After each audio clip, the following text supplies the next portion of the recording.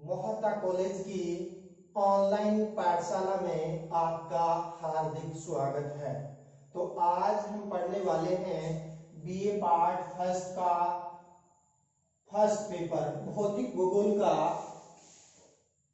Topic नदी के द्वारा निर्मित शिलाकृतियां। तो कल हमने बेसिक सामान्य परिचय इसका देख लिया था कि नदी बेसिकली है क्या, नदी कहाँ से निकलती है, उसके सोर्स को क्या कहते हैं, उद्गम सोर्स, नदी जिस मार्ग से बहती है वो वहाँ घाटी का निर्माण करती है, और नदी और सहायक नदियां जब मिलती है तो मुख्य रूप से वो जो क्षेत्र होता है अपवाह क्षेत्र होता है जिससे अपवाह तंत्र का निर्माण होती है। नदी जब अंतिम अवस्था में गिरती है तो डेल्टा का निर्माण करती है, और डेल्टा का सर्वप्रथम प्रयोग इतिहास के पितामह हेरोडोटस ने किया था। और उसके अलावा हमने मुख्य रूप से यानी नदी के द्वारा जो निम्न शिलाकृतियां हैं, नदी तीन प्रकार के कार्य करती है। तो एक तो करती है अपर्दन, दूसरा परिवहन, और तीसरा जो मलबा होता है उनका रुकावट आने के कारण यानी उस क्षेत्र में निक्षेप करती है। तो उससे क्या है यानी कुछ अपर्दनात्मक तथा कुछ निक्षेपात्मक शिलाकृतियों का निर्माण होता है। और हम जो नदी के द्वारा निर्मित शिलाकृतियों को तीन भागों में बांटकर अध्ययन करेंगे। नदी घाटी के ऊपरी भाग में निर्मित शिलाकृतियां, नदी घाटी के मध्यवर्ती भाग में निर्मित शिलाकृतियां, और नदी घाटी के निचले भाग में निर्मित शिलाकृतियों के रूप में अध्ययन करेंगे। इसके अलावा कल हमने अध्ययन किया था कि छठी शक्ति का सिद्धांत क्या है। कौन सा? यानी छठी शक्ति का सिद्धांत क्या है। तो बेसिकली छठी शक्ति का सिद्धांत किसने दिया? गिलबर्ट महोदय ने मुख्य रूप से दिया, और यह सिद्धांत नदी का के वेग और भार से संबंधित है। नदी द्वारा परिवहन किए जाने वाला भार से संबंधित यानी जो सिद्धांत है जिसको गिलबर्ट महोदय ने दिया। और गिलबर्ट महोदय ने कहा कि जो नदी है, नदी का वेग यदि क्या कर दिया जाए, दोगुना कर दिया जाए, यानी नदी का वेग दुगुना कर दिया जाए, तो नदी में जो परिवहन करने की क्षमता है, परिवहन क्षमता 6 गुणज के अंदर क्या होती है भाई? वृद्धि होती है। क्या तात्पर्य हुआ?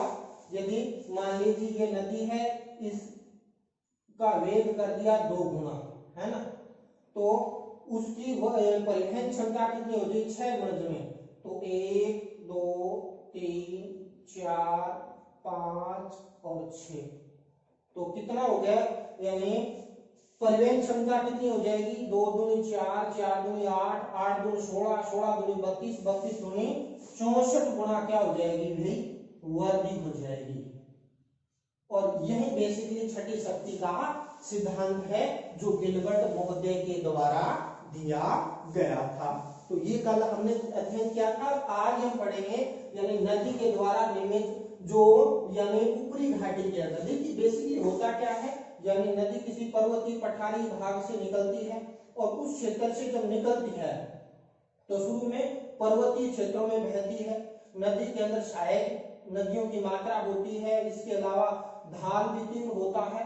तो ऊपरी भाग में नदी अपनी तलहटी को ज्यादा काटती है, हालांकि पार्श्वों को भी काटती है, तो वो उस क्षेत्र में अपर्दनात्मक शिलाकृतियां निर्माण होगा। फिर नदी घाटी धीरे धीरे मैदानी भागों में प्रवेश करती है, और नदी मैदानी भागों में यानी मुख्य रूप से विसर्पाकार मार्ग में बहती हुई और यानी अपने पार्श्वों को काटती है, अपने किनारों को काटती है, तो नदी घाटी चौड़ी होती है। बेसिकली जो ढाल है उसका कम हो जाता है, और जैसे जैसे यानी समुद्र की तरफ बढ़ती है नदी का ढाल भी कम हो जाता है, वेग भी कम हो जाता है, और नदी क्या है फिर यानी कई धाराओं में गुंफित नदी का निर्माण करेगी, या इसके अंदर बाढ़ का निर्माण होगा। नदी मुख्य रूप से संपाटी हो जाएगी, मार्ग अवरुद्ध हो जाता, बाढ़ मुख्य रूप से क्या आ जाती है, अंत में यानी डेल्टा का निर्माण होता है जो इतिहास के पितामह हेरोडोटस ने इसका प्रयोग है वो किया था। तो आज हम बेसिकली यानी हम नदी घाटी के द्वारा निर्मित शिलाकृतियों को तीन कैटेगरी के अंदर बांटेंगे। नदी घाटी के ऊपरी भाग में निर्मित शिलाकृतियां, नदी घाटी के मध्यवर्ती भाग में निर्मित शिलाकृतियां और नदी घाटी के निचले भाग में निर्मित शिलाकृतियों के रूप में अध्ययन करेंगे। तो सर्वप्रथम आज हम करेंगे नदी घाटी के द्वारा निर्मित यानी ऊपरी भाग में निर्मित शिलाकृतियां। तो बेसिकली नदी घाटी ऊपरी भाग में पर्वतों और पठारों से बहती है। तो उसमें क्या होता है, नदी युवावस्था में होती है। शायद नदियों की तो नदी अपनी तलहटी को अधिक काटती है और तलहटी को काटती है तो यानी काफी गहरे बोझ के लिए जलप्रपात जैसे शिलाकृतियों का प्रमुख रूप से निर्माण होता है। जैसे नीचे आएंगी तो चित्तिकाएं भी बढ़ेंगी, इसके बाद जलगर्तिका का निर्माण होता। तो एक एक शिलाकृति का रेखा चित्र डायग्राम के माध्यम से क्या है इसका अध्ययन करेंगे। तो सर्वप्रथम देखेंगे वी आकार की घाटी। देख लीजिए ये डायग्राम दिया गया है जिसके अंदर हम तीन शिलाकृतियों को वी आकार की घाटी, कैनियन और गोल्ज, थोड़ा थोड़ा डिफरेंस है, हम इजी वे के अंदर इसको समझने की कोशिश करेंगे। देखिए पहले तो अपने ये जैसे ये कोई नदी आ रही है, नदी के मार्ग में कोई कठोर चट्टानें आ जाती है और जिसके कारण क्या नदी उस कठोर चट्टान के ऊपर से बहती है तो नदी अपनी तलहटी को काटती है और तलहटी को काटेगी तो काफी गहरी हो जाएगी। तो उस क्षेत्र में के अंदर क्या है यानी वी आकार की घाटी का निर्माण होता है।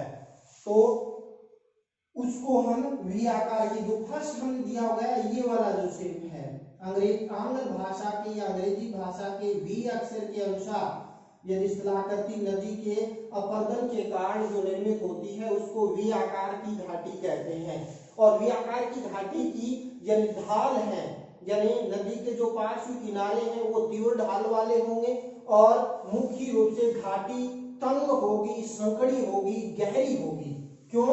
क्योंकि युवावस्था में नदी अपनी घाटी को गहरा करती है और गहरा करेगी तो यानी अंग्रेजी के वी अक्षर की शिलाकृति का निर्माण होगा। और विश्व की यानी अधिकांश नदियां वी आकार की घाटी का निर्माण करती है, चाहे वो मुख्य रूप से विश्व की सबसे लंबी नदी नील हो या अमेजन हो या भारत की ब्रह्मपुत्र, सिंधु, गंगा, गंडक, कोसी, सारी नदियां लगभग वी आकार की घाटी का निर्माण होता है। तो इसमें क्या हो गया, जब नदी यानी उत्तरी भाग ऊपर से आती है तो क्या करती है, प्रारंभ में अपनी तलहटी को काटती है तो काफी गहरी तंग संकड़ी घाटी निर्माण बनती है और उसका निर्माण होता है अंग्रेजी का जो वी शेप होता है उसकी आकृति का निर्माण होता है, इसलिए इसको वी आकार की घाटी के नाम से जाना जाता है। यानी बेसिकली इसके अंदर क्या होता है, जैसे ये कोई नदी आ रही है और नदी के अंदर यानी घाटियों में तो बहती है और यहाँ से बहती हुई इस प्रकार यू टर्न लेती है और यानी तो इस क्षेत्र के अंदर मुख्य रूप से अंग्रेजी का जो वी शेप की जो आकृति बनती है उसको वी आकार की घाटी के नाम से जाना जाता है, जैसे इस रेखा चित्र में दिया गया। दूसरा है कैनियन। कैनियन क्या होता है भी, यानी वी आकार की घाटी का जो विस्तृत रूप होता है वो क्या कहलाता है भाई, कैनियन के नाम से जाना जाता है। और कैनियन के अंदर क्या होगा, जैसे हमने ये ख और ख के बीच में ये जो रेखा चित्र दिया गया है तो वी आकार की घाटी में जब थोड़ा नीचे आते हैं तो सहायक नदियों की मात्रा ज्यादा हो जाती है, तो नदी का वेग भी तीव्र होगा, ढाल भी तीव्र होगा, जलोढ़ पदार्थ है जो अपरदनात्मक कारक है कंकड़ पत्थर वो अधिक होंगे, जिसके कारण नदी युवावस्था में है तो अपनी घाटी को तो गहरा करेगी करेगी, इसके साथ नदी अपने पार्श्वों का भी धीरे धीरे अपरदन करना प्रारंभ हो जाती है, जिसके कारण यानी घाटी है थोड़ी चौड़ी भी हो जाती है और गहरी हो जाती है। तो ऐसी घाटी को गोर्ज के नाम से जाना जाता है। और ये जो क्रियाएं हैं विशेष रूप से यानी पर्वतीय मार्गों में जब नदी बहती है तो नदी की तलहटी का यानी अधिक तीव्र गति से कटाव होता है, जिसके कारण क्या है यानी गहरी भी होती है, थोड़े पार्श्वों का भी अपरदन होता है, पार्श्व थोड़े यानी फैलना प्रारंभ हो जाते हैं। तो इस प्रकार यानी जो शिलाकृति बनती है वो गोर्ज कहते हैं। तो गोर्ज को शॉर्ट में इस प्रकार परिभाषित करते हैं कि वी आकार की घाटी का विस्तृत रूप गोर्ज कहलाता है।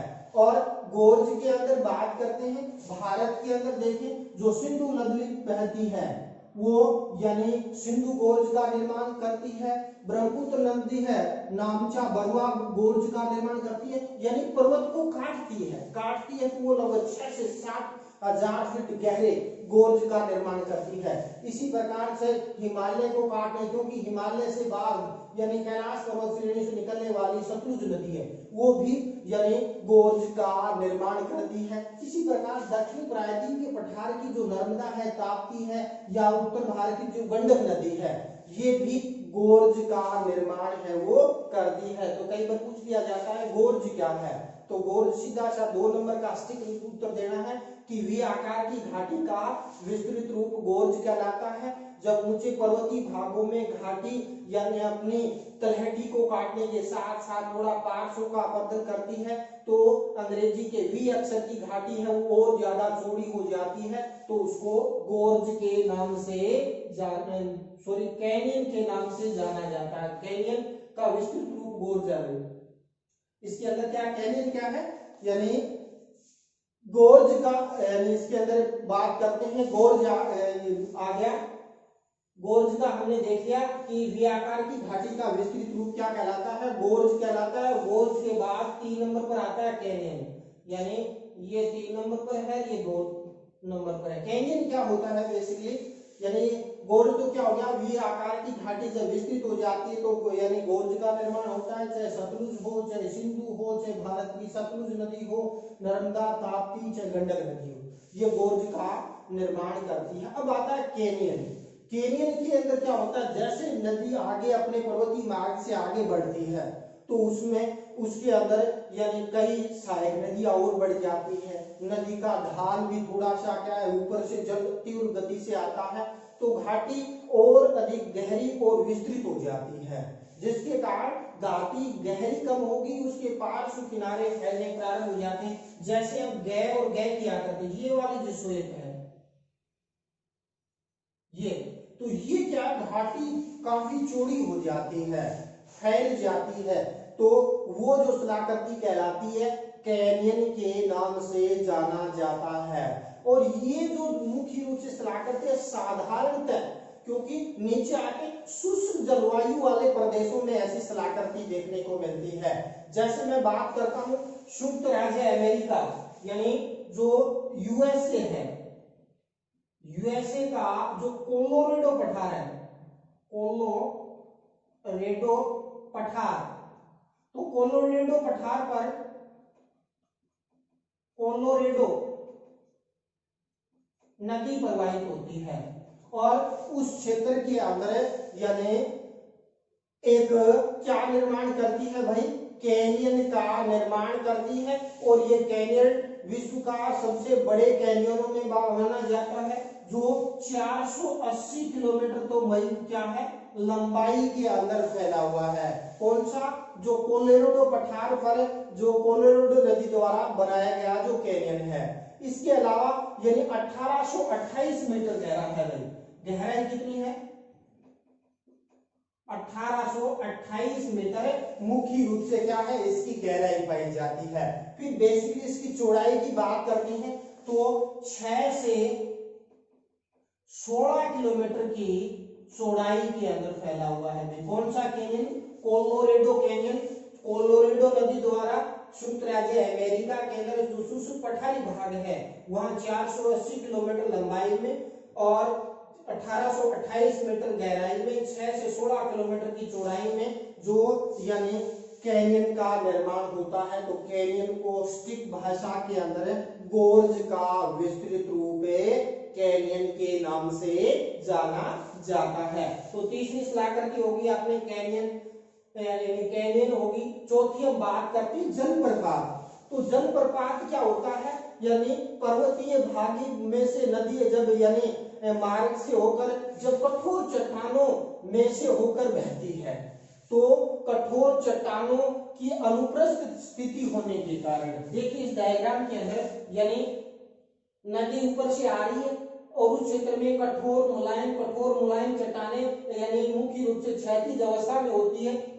तो ऊपरी भाग की जो कठोर चट्टाने हैं नीचे वाली कोमल चट्टानों की संरक्षण करती है, जिसके कठोर चट्टान का भाग ऊपरी तरफ निकला होता है लेकिन मुलायम यहाँ से कट जाती है।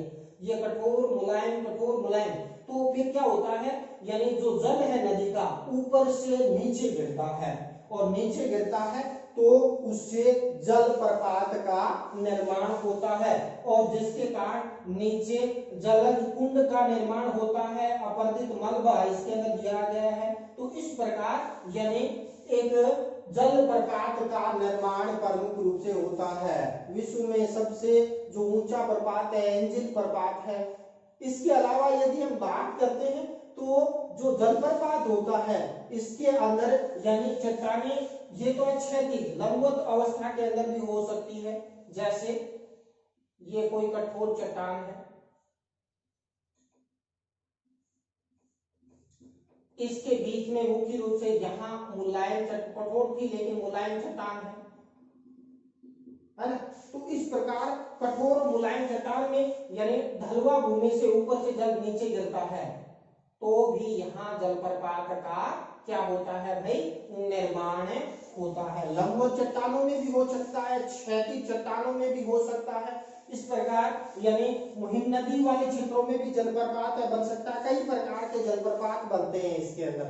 और मैं बात करूं जलप्रपात की तो यानी भारत के अंदर यानी शरावती नदी पर कर्नाटक के अंदर दशोपा जलप्रपात है, जिसको हम मुख्य रूप से क्या है यानी महात्मा गांधी जलप्रपात भी कहते हैं, जो 260 मीटर गहरा है। कितना है?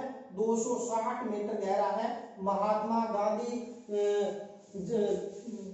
प्रपात कह दो या महात्मा गांधी प्रपात कह दो या सोपा जलप्रपात के नाम से जाना जाता है, जो कावेरी की सहायक नदी है शरावती, उस पर मुख्य रूप से क्या है यानी दरसोपा या महात्मा गांधी जलप्रपात का निर्माण होता है, जिसकी ऊंचाई 260 मीटर है। वो प्रमुख रूप से क्या है पाई जाती है। इसके अलावा जो कावेरी नदी है दक्षिण भारत की गंगा कहलाती है, ये भी एग्जाम के अंदर पूछा जाता है। तो जो मुख्य रूप से दक्षिण भारत की जो गंगा कहलाने वाली कावेरी नदी पर शिव समुद्रम जलप्रपात पाया जाता है, जो 91 मीटर ऊंचा है। कितना? 91 मीटर ऊंचा है शिव समुद्रम जलप्रपात। तो इस प्रकार यदि हम देखें तो भारत में कई नदियां हैं वो जलप्रपात का इसके अंदर निर्माण करती है, चाहे वो नर्मदा नदी का धुआंधार जलप्रपात हो या मुख्य रूप से क्या है यानी अपने बात करते सिंधु नदी भी जलप्रपात का निर्माण करती है। इसके बाद हम नेक्स्ट आकृति की तरफ बढ़ते हैं। क्षिप्तिकाएं क्या होती है भाई? क्षिप्तिकाएं बेसिकली कई बार क्या होता है नदी के मार्ग में कठोर और कोमल चट्टाने अनुप्रस्थ दिशा के अंदर सीधी क्रम के अंदर होती है, तो उसके अंदर जल जैसे ये यहाँ मुलायम चट्टान है, इसके बीच यहाँ यानी ये कठोर है, तो जल ऊपर से गिरता है तो छोटे छोटे यहाँ यानी यूं कह सकते हैं छोटा जो जलप्रपात बनता है सीढ़ीदार क्रम के अंदर, तो यानी जल है वो मुख्य रूप से क्या है छोटे छोटे यानी उस सीढ़ी के निचले हिस्से के अंदर वहां मुलायम चट्टानें होती है, वहां छोटे छोटे गर्त बनते हैं और ये गर्त नदी के द्वारा बनते हैं, इसलिए इसको जलज गर्तिका के नाम से जाना जाता है। इसके अंदर बेसिकली जलज जो मुख्य रूप से जलज गर्तिका भी करेगा। इधर ये क्षिप्तिकाएं क्षिप्तिकाएं इसके अंदर यदि हम देखें तो उसमें बाद में हम मुख्य रूप से क्या है जलज गर्तिका पर भी आएंगे। जब बेसिकली होता क्या है यानी अनुप्रस्थ रूप से कठोर और मुलायम चट्टानें क्रमशः होती है, तो कठोर चट्टान का से ऊपर से जब नीचे मुलायम में आता है छोटे छोटे गड्ढे बन जाते हैं इस क्षेत्र के अंदर सीढ़ियों के निचले हिस्से के अंदर, तो इस प्रकार जल है वहां यानी छलक छलक के निकलता है उसे क्षिप्तिका में से।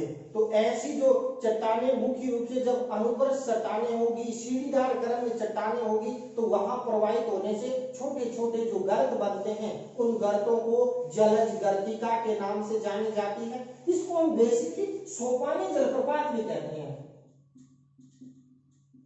सोपानी जल प्रपात के नाम से भी ये जाना जाता है छिप्पिका है, क्योंकि इसमें जल यानी थोड़ा कम ढाल की वजह से छोटे छोटे गर्त इसके अंदर बनते हैं। जलप्रपात में बड़ा बनता है और कुंड का निर्माण होता है, तो ये हो जाता है छिप्पिकाएं। और छिप्पिकाओं के अंदर बात करते हैं तो मुख्य रूप से अफ्रीका की जो आसवान व खारतौन के बीच नील नदी है वो मुख्य रूप से छिप्पिकाओं का निर्माण करती है। तो उदाहरण देखें तो नील नदी है, मुख्य रूप से अफ्रीका के आसवान से लेकर खारतौन के बीच में यानी अनेक छिप्पिकाओं का निर्माण इस प्रकार से करती है। नदी सीढ़ीदार क्रम के अंदर प्रमुख रूप से क्या है प्रवाहित होती है। इसके बाद हम नेक्स्ट और यानी अंतिम स्थलाकृति इसकी देखते हैं जलज गर्तिका।